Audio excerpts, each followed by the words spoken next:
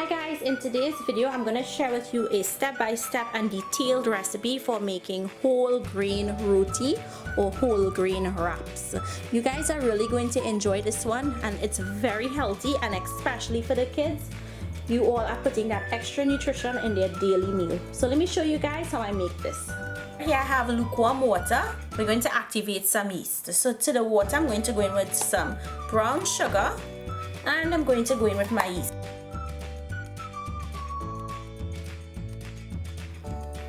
Now you want to mix this just to allow that yeast to dissolve, and then we'll set this aside and allow it to bloom. I just want to coarsely chop these pumpkin seeds.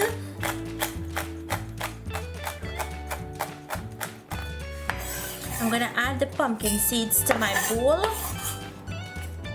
Okay, so next I'm going to go in with 1 tablespoon of rounded flaxseed.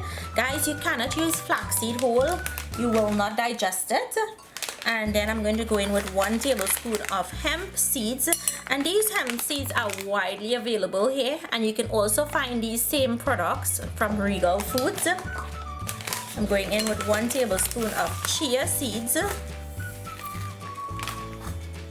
1 tablespoon of sesame seed, and you can toast the sesame seed if you wanted to. And I'm going in with 1 teaspoon of poppy seeds.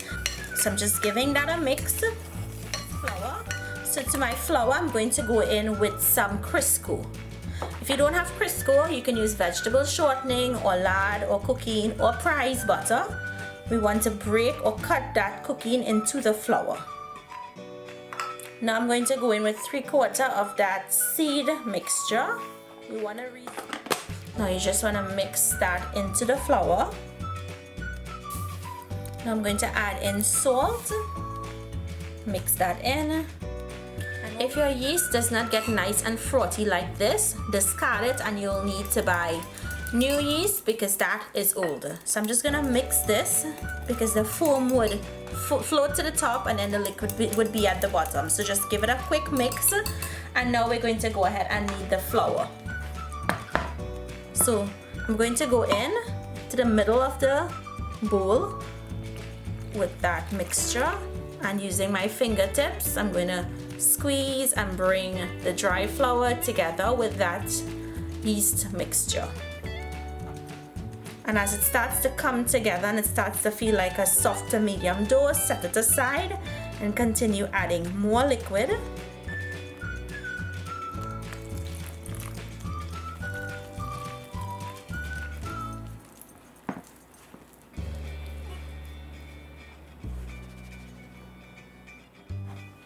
Once you've added all of your water and your dough comes together, you're going to start to pull it and bring it to the center and push out. Pull, bring to the center and push out.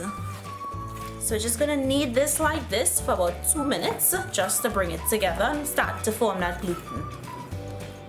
Now I'm going to go in with some more dry flour, and what I want to do is to continue to knead this. So I'm going to squeeze and turn, squeeze and turn. So I'm going to knead this here, and if it's tacky you can just add some more dry flour and continue to knead. You want a really nice smooth dough. Now I'm going to break my dough into small dough balls. So you just want to scoop down and break off a piece, and then form it into a dough ball by bringing the ends up together that you broke off. Place it onto your floured surface, and let me show you guys one more time. You scoop, bring it up, you grab with the other hand how big you want it, squeeze to break off, and then you bring those ends up to form a dough ball.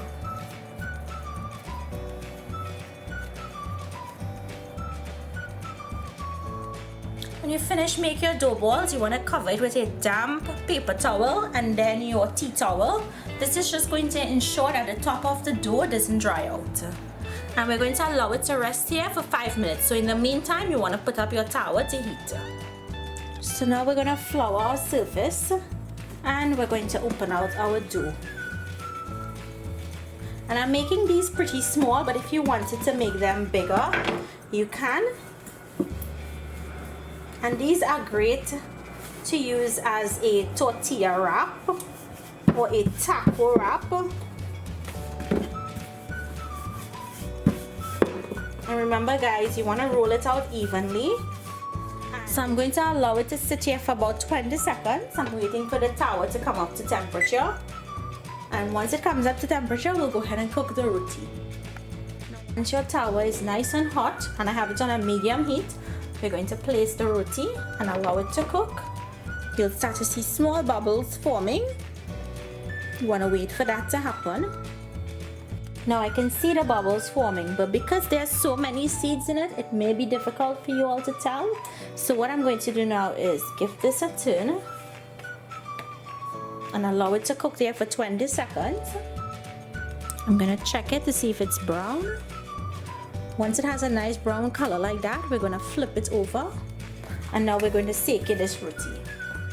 So now we're going to sake it, so we're going to pull it off of the heat and push the roti over that flame or that heat element.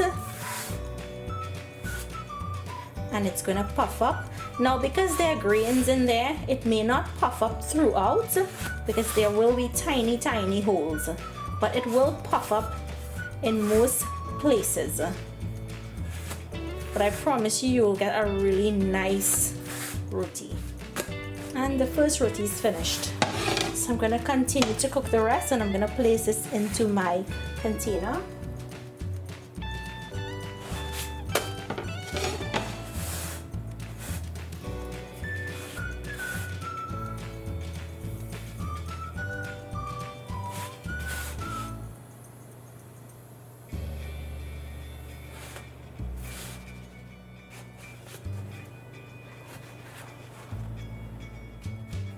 So when you finish cook your roti, any type of roti, you want to make sure that it's covered properly.